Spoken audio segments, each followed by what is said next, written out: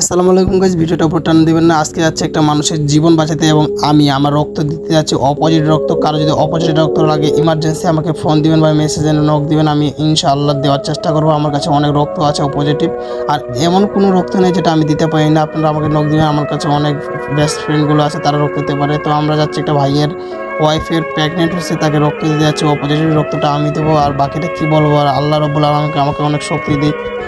আর আমি চলে আসলাম একবারে ব্যাটার মধ্যে। ডাক্তার শুতে দিয়েছে যে একটু রক্তটা নেই, তাড়াতাড়ি লাগবে। তো আমি তাড়াতাড়ি দিয়ে দিলাম, কারণ একটা মানুষের জীবন বাঁচানো যে কতটা সুন্নত।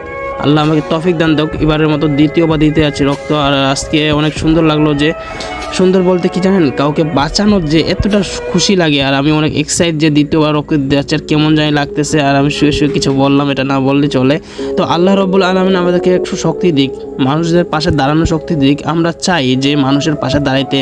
আমরা রক্তের বিনিময়ে কারো কাছে কোনো কিছু নেই না, মানুষ যেটা খুশি করে একটু জুস খাওয়ায়। তো আমাদের রক্তের দেওয়া শেষ।